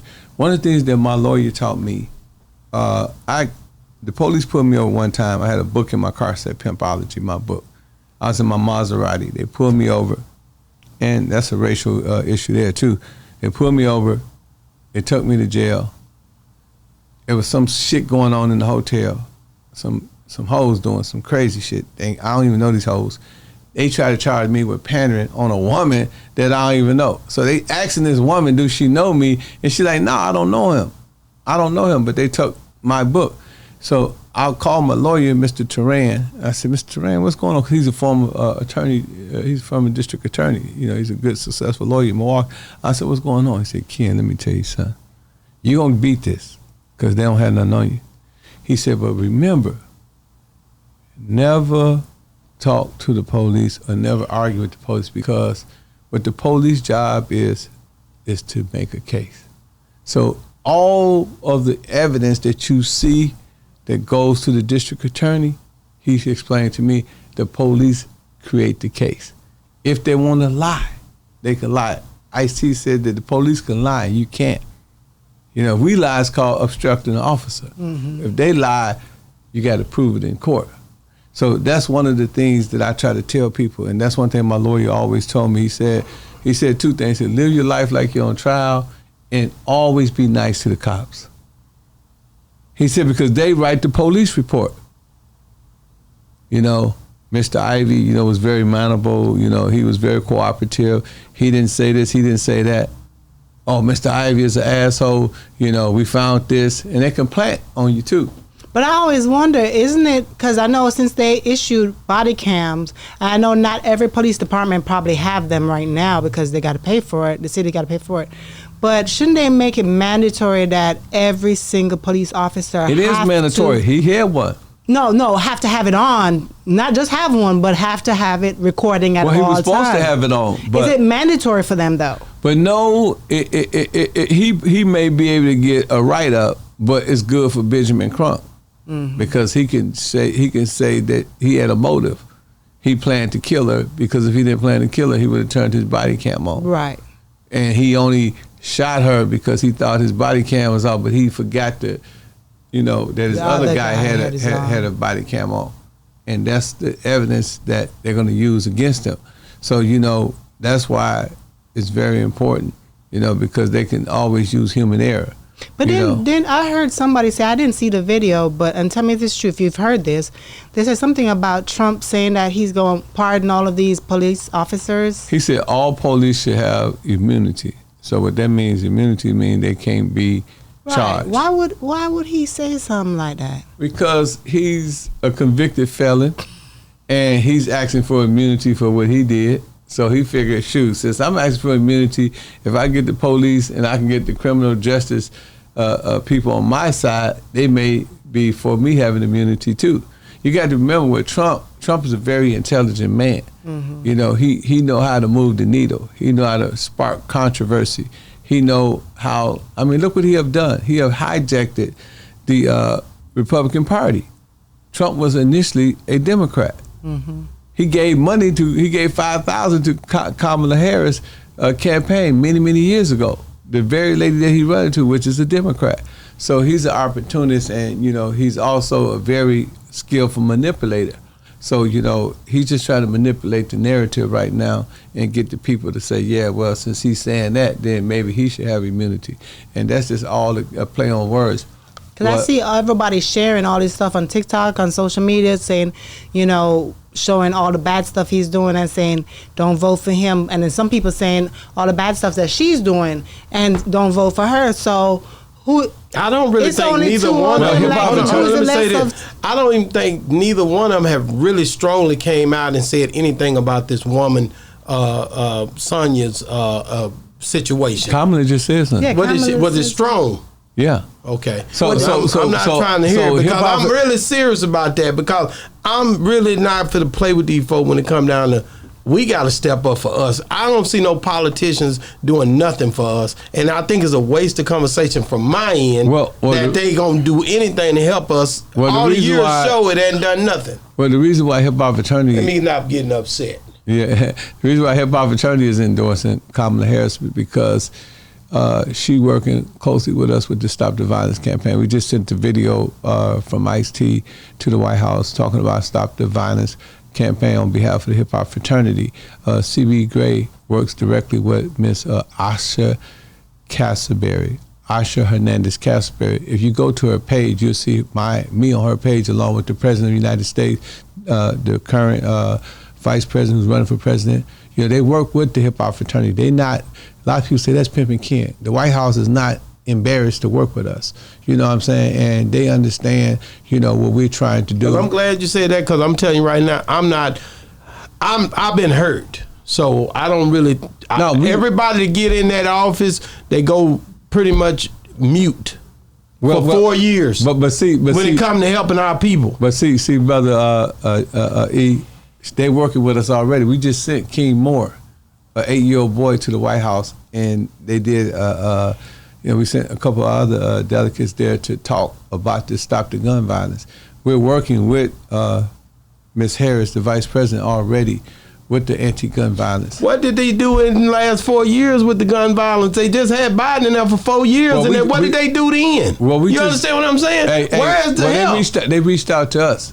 They just reached to us about 6-7 months ago, and that's why we sent our people over to the White House. So basically, this is the play. What we're hoping is that if she's serious, and like you said, it's not a game, that she would appropriate at least $100 million to the hip hop fraternity so we can build youth centers, you know, throughout America, so we can take that money and provide opportunities and facilities for these young people so they can have showcases, and we can help them hone their skills, build studios where they can come and work in the studio like they go to the gym, like they go to the park. So that's our ask for in exchange for our, you know, support of the situation. We want them to take some of that money, and we have Miss Asha Hernandez Castleberry, who's a seasoned politician, brother James C.B. Gray, who's a sitting politician who have worked on campaigns. We have them spearheading those initiatives for the hip hop fraternity. So those are some of the things. It's like this, bro. You know what I'm saying? I mean, it's levels to this, right? So give you an example. You know, a lot of people don't understand what quid pro quo means. See, it's a favor for a favor. You know, if you can do certain things, you know, for these politicians, then they're going to do something in exchange. Give you an example. Donald Trump pardoned Wayne, and he pardoned Kodak Black and Terry Alford, which is my partner. But the guy that got him to do the pardon been friends with Trump and been working with Trump through a PAC for many, many years. So that's where people don't understand. Politics is called quid pro quo. If you got some money, you can buy a prostitute. Excuse me, I meant to say a politician. You know what I'm saying? Because they prostitutes, they for sale. You understand what I'm saying? And that's what we have to understand, you know, how to become delegates on the right level. We got to understand group politics. Once we pool our resources, we move as a collective body, then it's easy for us to get Kamala Harris, Donald Trump, all these people that's elected officials to move in our interest. Do it not scare you or alarm you that you go back and watch these old videos of Kamala Harris, is that what you call her? Kamala Harris, and she says that she won't put in anything for blacks, any when you write, you know, policies for blacks, and I get it, but they put in policies for all these other different groups of people, nationalities of people. Why do you think when it come down to us doing something for us, they run away from it and shy from it when they get in office? Obama pulled the same thing. Because we do not understand politics, E. We don't understand that we can form PACs. A PAC is a political action committee. Those PACs can get money from various foundations, Bill Gates Foundation, the Apple Foundation, and you can use that money to campaign for the politician of your favor. of your liking. And what that does is that alarms those politicians to let them know that you're working in their best interest. And in exchange for that, it's called quid pro quo, a favor for a favor. They'll start doing certain things for you. We just don't never put our money where, Lil Wayne and Kodak Black was smart enough to put their money in this guy who know Donald Trump. And because of that, because they donated money to those PACs, Donald Trump pardoned them. So when you know how to play the game, once we understand the game of politics, we understand that it's a favor for a favor, and that we got to have an interest. We got to, buy them, those prostitutes or politicians, whatever you want to call them. You know what I'm saying? Then you'll be able to see the game change. But we just go and we vote, and we don't ask for nothing. You know what I'm saying? We don't have anything. Now the women, the 40,000 women, you see that? I was on that call. Those 40,000 women that did that call, that sister, who was down in Brazil and all them that did that thing, they got something coming because they were able to mobilize and raise $1 million within 24 hours and to get people on the ground level campaigning and pushing the narrative for Miss Harris. Now she can give them whatever she want to give them because now they show, I guarantee you that if Kamala Harris don't do nothing for nobody, she's going to do something for the black woman, because not only did that mobilize those women, the next day Michael Blaine or whatever his name is, they created the same thing. It was 60,000. Then yesterday it was 130,000 white women, and today they got white men. Now, Monday is white men. Today, I think, is disability. So, those women ignited and created that whirlwind. So those are the people that get favors done. Black folks are getting smarter. You know what I'm saying? They understand how politics work. If you work in the best interest of that politician, and because all of this mobilization is coming from black women, Kamala Harris has a commitment to black women. Now, what did Joe Biden did? He elected, because he was indebted to black women, he elected a black woman as a vice president, which is, for your daughter and my daughter, your kids, that's a good thing. Is she a black woman? Yeah, she's black. If you got one drop of black blood, I'm just saying, a lot of people are saying a lot of things, and what she's dedicated to, we don't know. Mr. Farrakhan said the black man is the original man and the God of the universe. So if Mr. Farrakhan said what he said is true, then all people come from black people. We the original people, per Mr. Farrakhan, the Honorable Elijah Muhammad, and Malcolm X. So this is a fact. Yeah, I just don't want them using this card just because it's conveniently being used, man. They got to do something for the people. But Joe Biden, and that's the problem. Listen, they got to help these people, man. Joe Biden did the same thing, and I said he elected Miss Harris as the vice president, and he put a black woman for the first time on the Supreme Court. That means a lot, because what that does, don't look at it from, oh man, that ain't shit. Look at it from optics perspective. Look at it. I'm looking at our people and the advancement of our people, man.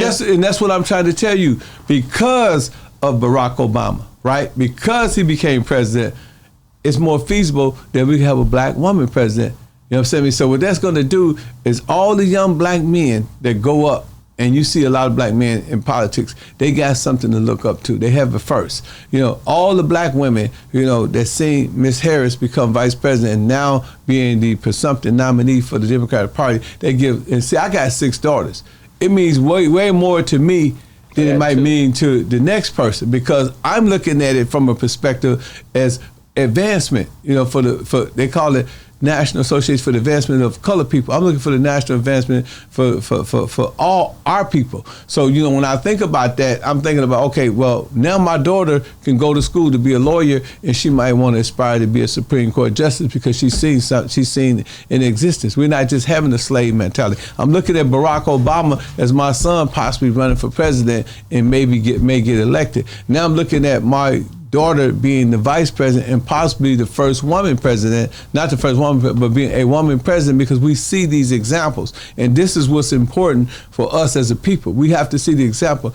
Malcolm X created a lot of powerful brothers like Minister Farrakhan and all the other great men that came through the Nation of Islam, because they seen Malcolm as being one of the vocal brothers that was on media, you know, doing all that press back in the day.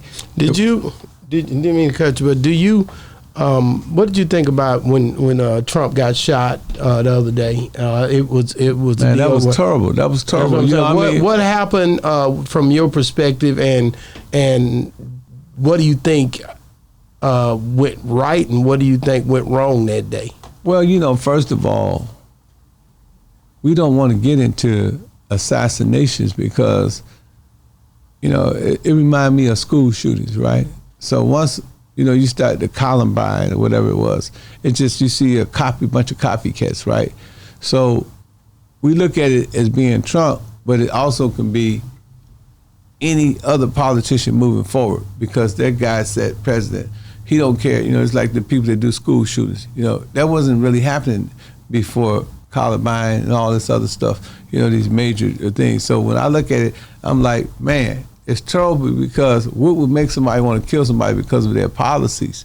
You know what I'm saying? And that's just some serious hatred. I don't like that. You know what I'm saying? I mean, the respect of how I feel about Trump, or whether I'm a vote or not vote for him, that should never happen. I mean, like, seriously, that shouldn't happen. That's senseless, right? You know, that's like when I see a drive-by and an innocent child get shot. That's how I felt. I felt the same way. I'm like, man, this is unnecessary. You know what I'm saying? This ain't what we have come to as a people. You know, and that's sad, and it's debauchery. You know what I'm saying? So we need to really get our priorities right, and we need to understand that, man, you know, there's only politics, you know, reality. You know, I think Dr. Umar Johnson said it best. This is how you look at politics. You got the Electoral College, right? These people who vote presidents into office, right? You got the popular vote. Hillary Clinton won the popular vote, but she didn't win the presidency, right? Al Gore won the popular vote, but he didn't win the presidency, right? He lost to George Bush. So we know that a lot of this stuff is ran by the powers that be. No matter who get in office, it's still a group of people, the 1%ers, who actually control the narrative of this country. You can kill Donald Trump, you can kill Kamala Harris, you can kill anybody, and they ain't gonna do nothing but replace them. It's not gonna change the circumstances, you know. So we have to understand that it's a game that people play. You know, politics is a game. We know the Electoral College actually picks the president, but they don't want the American people to feel that they don't have a voice in the government. So they take us through these mock elections and stuff like that and make us think that, you know, this person can actually win. We seen with Hillary and with Al Gore that that's not the case. You understand what I'm saying? Mm-hmm. So that's where we have to become educated. You know, when I was in college, I took political science. You know, and I learned a lot about politics, about government, about the Senate, about bills, you know, about what they call a balance of power, just stuff you learn about politics and how things move. You know what I mean? The people that you need to find and watch out is who the donors are, who the PACs are, who give the most money. Those are the people who typically runs the country. So to try to kill somebody, you have to kill the whole entire political system in order to get your point across. And so, you know, if I could say something to anybody that's out there, you know, hey man, if you're thinking about doing something to a political candidate, it's a waste of time. It's like pulling one hair follicle out of somebody's head. It's a trillion of them in there. Wow. Ken, like I said, man, every time you come on here, it's always a treat, man. I had a guy come on here, and I'm going back into the entertainment just for a second, man, and by the name of Rainwater. He's one of my regulars, and he had the audacity to compare Pimpin Ken. He had the audacity to compare. He tried to compare Sauce Walker to Pimp C and say that he was and he was reaching. I told him he was reaching, you know, because what do you think when the younger generation don't understand the essence of who Pimp C was and they try to compare Pimp C to this new, the new birth of hip hop, I guess you would say. How can we get them to understand the importance of who Pimp C was when it come down to what he stood for the South? Well, Allen Iverson, Isaiah Thomas, Kevin Grant, even Steph Curry. They all right, but they ain't Michael Jordan. You know what I'm saying? They ain't Michael Jordan. Michael Jordan was Michael Jordan because of some of the things he did on and off the court. And I think Pimp C is Pimp C, not only for what he do in the mic, in the booth, but what he did off the court. You know what I'm saying? Pimp C, he was a staple in the culture. You know what I'm saying? It's just to go back to what I was saying. In order for to compare Sauce Walker to Pimp C, and Sauce Walker is one of my favorite. Like I said, he's a very brilliant mind. He would have to go through every step and every aspect that Pimp C went through. He would have to have the similar examples. If you ain't done what I did, you can't get what I got. So we can't compare neither one of them. They both just unique individuals in their own rights. You know what I'm saying? Sauce Walker, he done it like nobody else has done it before. I told they had an argument on No Jumper with a Sharp and Sauce Walker. And Sauce Walker was like, man, Pimpin' Ken say, I'm one of the best that did it, got away with it, because he had a OnlyFans page where his girl made $3 million showing her feet. I said, man, I don't know nobody who done that. That was some remarkable shit, and that's how I feel. But I say, living and kicking with Pimp C, there's nobody to compare to Pimp C. Just being around him for years, and he being my friend, and us traveling around the country together, swapping cars, getting money together, there's no comparison. And there's no comparison to Sauce Walker. I think both of them within their own rights are brilliant, man. I love Sauce Walker. I love what he's doing. I think he's a great mind. I think he's changing the game. I think he's doing a lot to help Houston out. I think it's a thing where it's hard to compare them anyway because of the times. Two different times and two different ways. Two different flavors. Pimp C had And I love Sauce, man. I hugged that boy up, man, when we was in Vegas and met him, and he showed me so much respect. I was like, man, I never even knew, that he rocked with me like that. But at the end Pimp C got a southern old school flavor.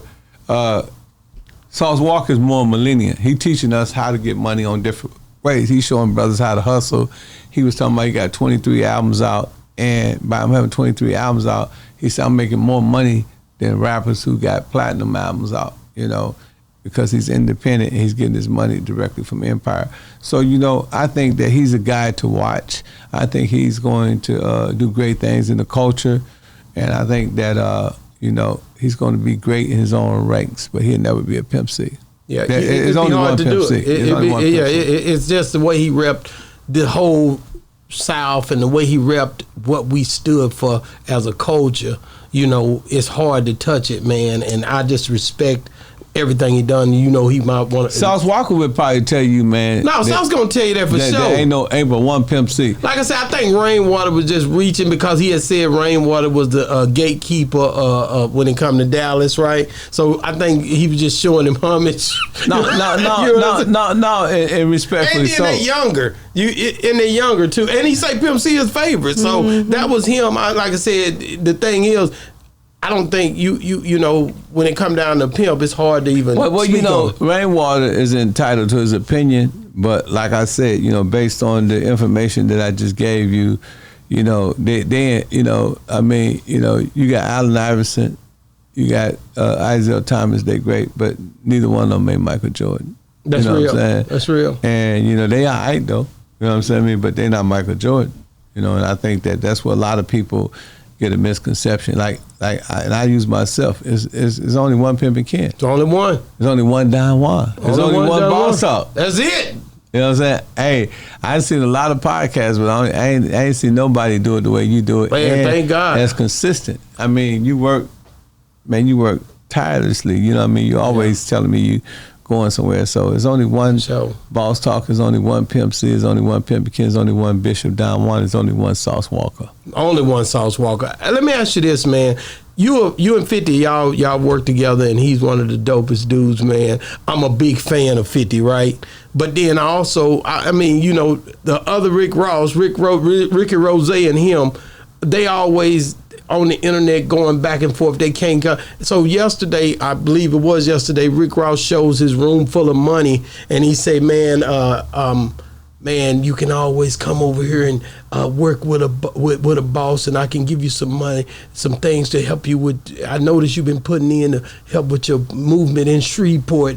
I can be the guy to help you to get there. Now, it seems to me trollish because, you know, 50 got a lot of money, man, too. They both moneyed up and both entrepreneurs, man. What do you think their catch is, and what do you feel happens with that 10 years from now? Well, you know, it's just got a lot to do with our culture. You know what I mean? It's a culture defect that we have, you know, amongst our successful brothers in the industry. You know, I mean, 50 Cent is by far killing the game, you know, like no other. But Rick Ross made some very smart business moves, especially with Bel Air. And I think a lot of people thought that the white guy owned it, but I personally believe that Rick Ross have a significant stake in that company, and he's done a marvelous job at promoting it, so he probably amassed a lot of money. And I think that, you know, he basically was saying, like, you know, you got money, but I got way more than you, you know, and I think you know my financials. And because 50 Cent is doing what you're supposed to do, is seek out venture capital and angel capital. When when you start a business, hip hop fraternity, we looking for investors as well. So I understand the concept of that. You know, you won't, you know, it's called growth capital. You know, you use other people's money in order to prosper and make money in this game. So I think that's what he's alluding to. Like, man, I heard you was asking for money, and do you need some money? No, that's just the way business is conducted.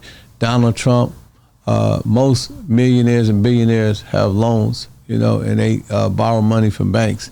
But I think that, like you said, he was trolling him and just trying to be like, yeah, man, you know, I see you need some money. And he basically was saying that one of his friends exposed that he was asking for some money.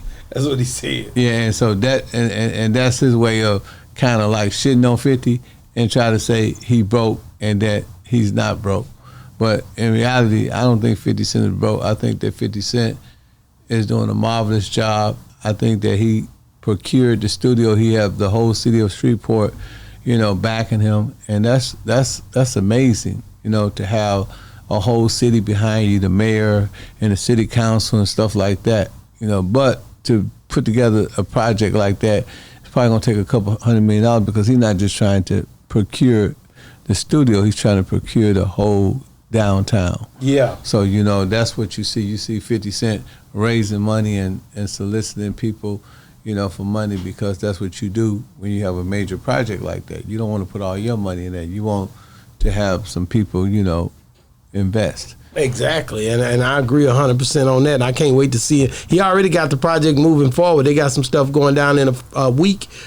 Another week and a half or so, they're gonna all be down there. It's going down, man. Mm-hmm. He been campaigning it. He say Diddy can't come. You know, he pretty much say Diddy can't come. You know, he invited and he said, nah, man, ain't gonna let Diddy come, man. You know, he can't party with us on this one. You know what I'm saying? Him and Diddy and him and Rick Ross, they have the craziest things going on the internet. Diddy usually didn't say nothing back anyway, but now that he's went through all this stuff he going through, it looked like he pretty much just done, you know, fell all the way back, man. All of his friends, and this is my last and final question, everybody that was connected to P. Diddy, you see nobody coming out. You see actually people actually not only talking about him, but not talking at all. If you really look at it, what's going on? Do you think people that were connected to him are now in fear because of the way that this thing has spun out of control? Well, if everything, which is allegations, have any semblance of truth, you have to think that if these people actually party with him and he was actually recording, you know, the parties, that it's a lot of people that can be liable, you know, and can have exposure to some form of criminality or some form of sex trafficking. So their lawyer probably told them, they probably all lawyered up, probably told them, hey man, don't say nothing, go back to what I said, live your life like you're on trial. Whatever you say can be used against you. So I think the smart people are just keeping their mouth shut, and for two reasons, hoping that Diddy don't try to use them as a scapegoat and get out of prison and expose their wrongdoings, or their lawyers is just telling them, hey, look, be quiet. Now, me personally, I have said several cases I would never be upset or mad at a person because of allegations. I personally don't have nothing against him until I see all of the evidence. I said I do not condone him hitting on a young lady, and I rebuked him for that. You know what I'm saying? I didn't like that. But, as far as all this other stuff, I just want to see the evidence before I rush to judgment. And I think a lot of other people should do the same thing because, we as a black people, we have been marginalized.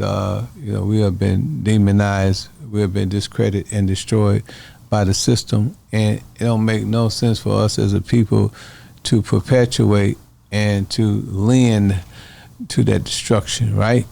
So we have to be very cautious and very, smooth on how we deliver certain things. Just like I said on Matt Hoffa, and I said, Diddy, I ain't seen nothing. I don't know what's going on. I don't know what these people are talking about. Personally, he taught me about publishing, and, he came to my movie, did my movie Ghetto Streets Extra for free. He sent Loom to my birthday party. They sent him down there free. I made hundreds of thousands from that. So these are the experiences that I have. I don't want to rush to judgment, and then even if he did do everything that he said that he did, it ain't my damn business anyway. I ain't got nothing to do with that. You know what I'm saying? These white folks do way worse stuff than what P. Diddy doing, and we still forgive them. But when it comes to a black man, we can't be seen with him. We don't want to call him. We hate him and all that. But shoot, man, before that dude killed himself, Epstein, they was still called and taking his call. Do you think he was? Do you think they ain't put him on the island or nothing? Who? Epstein. Well, shoot. Hey man, You know what I'm saying? listen, man. They ain't put him on the island or nothing. Let me say this to you, that this government is so corrupt, right? And it's so many things that happen. And they, under the Freedom of Information Act, every 40 years you can see what happened. And if you look at some of the things that happened with the Kennedy administration and the Johnson administration and the Nixon administration, it would baffle you. Like, Nixon did that? Kennedy did that? Johnson did that? They did this to Martin Luther King? It was like recently, as much as 5 years ago, they tried to expose Martin Luther King for having a relationship with a white woman and having extramarital relationships, right? They held it for 40 years. So we know that these folks do a lot of stuff, and they got they got 40 years before it's exposed. 40 years from now, we'll be dead and gone, but our children may be reading that Epstein was on the island. Damn. Man, thank you so much, man. Pimpin Ken in the building. One more again, man. Boss Talk 101. Let me say my... Hey, listen, I'm finna give you that shout. Man, listen, man. Let us know how. And first of all, if you got any shout-outs, go and shout out your people. But Okay. also, let us know how we can get in touch with you. People trying to reach out to HHF. Hey, they can get me at Real Pimp Ken _ on Instagram and Snapchat, or they can follow me on hhfmedia.com. I want to shout out my CEO of Atlanta, Mallory, her staff, Angel, and Skip. Also, my chairman, my Vado. I want to shout out my CEO. I want to shout out Goldie, one of my clients. I want to shout out Mike Fresh, my son, Ed1 the Great Supreme, and King Diddle. Anybody else that's up under Hip Hop Fraternity that are faithful and loyal members. I want to shout out to all my chapters in the country. And I also want to shout out to Charlemagne. And Charlemagne the Gizzard. Shout out to my man Willie D for having me on his show. Gonna be on the 31st. Shout out Willie D, man. Texas, man. Shout out to Nick Cannon. I'm about to Shout join out his Nick show. Cannon. Shout out to Beehive. I just left his show. Man, Beehive, And, my guy. And my man Speedy over there off the porch. Off the porch, man. I hadn't met those guys, but I And see Big them Court, working. Big Court, your guy. Man, holding court, And standing Yugmouth, trial. Yugmouth. So Yeah, I ain't really met Yugmouth either, man. I think they talked about me And one Dub time C on this show. and, Shout out to Dub G and Craig. Steele. Is it Mac? Steel. No, that's MC8 and Steel. Yeah, MC8. Yeah, that's MC8 Steel. Gangsta Chronicles. Yeah, that's right. That's right, man. All them guys, man. And how can people get a hold of you? They can hit me at realpimpkin_ on Instagram, or they can hit me up at hhfmedia.com. You can join for free, and once you join, you get a free class on the music business, and you can also post your videos, you can post your music, everything for free at the Hip Hop Fraternity or hhfmedia.com, which is a black-owned HHF social media, and hhfmag.com for your latest news. Man, we love you. Hey, Pimpin' Ken, we love you over at Boss Talk 101, man. You always coming back no matter what. If I have to come to Atlanta to get you, I will come. You know what I'm saying? Well, I need you to come, and we need to interview you down there. Wait a minute, I ain't never did no interview. Yeah, that's getting deep. I told you, I got some questions for Mrs. Jamaica. We ain't never did that right. She always asking me questions. I got something for her ass. Hey, check it, man. Yeah, she asked Talk. good questions. I wonder if she could ask them. I can answer them too. Check it, man. Hey, man, been another great segment of Boss Talk 101, where the bosses talk. And we out.